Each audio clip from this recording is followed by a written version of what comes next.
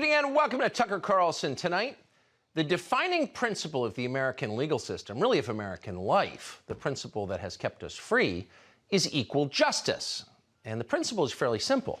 No matter what you look like or who your parents were or what your politics might be, the law treats you exactly the same way as it would any other American. In this country, justice is blind. Now, that's a lofty standard, but because Americans have long believed in fairness, and because most of the people in charge of administering that system have behaved in good faith, this country has, for the most part, lived up to its core ideal for 250 years, making it the greatest country in the world. But the populist surge of 2016 changed everything. Permanent Washington suddenly felt more threatened by its own voters, by American voters, than by any foreign adversary. Donald Trump, to them, seemed more dangerous than ISIS.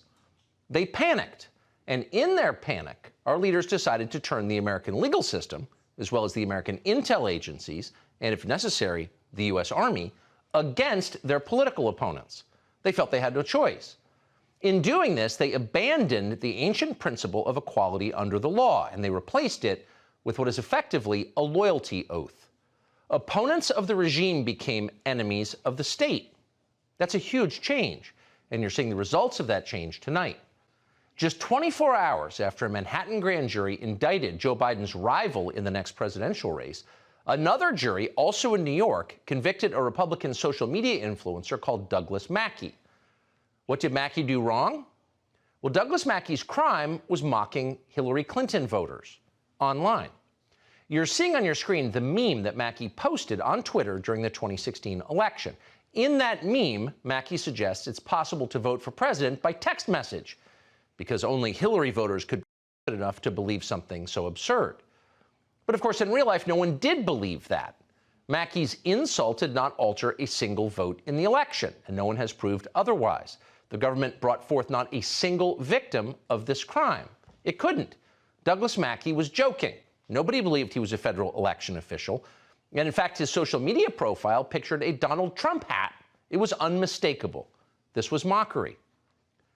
But in the wake of the 2016 election and the rising hysteria about Donald Trump, mocking the Democratic Party became a crime. So as a result, tonight, Douglas Mackey faces 10 years in prison. The case against Doug Mackey is the most shocking attack on freedom of speech in this country in our lifetimes.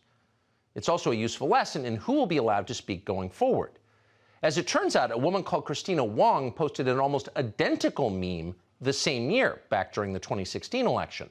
But unlike Doug Mackey, Wong voted for Hillary Clinton. "Hey, Trump supporters," she wrote, "skip poll lines and text in your vote."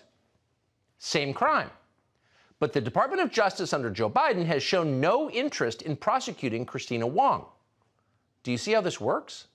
Have you internalized our new partisan legal standards? That would be the point of the exercise. They want you to know the rules.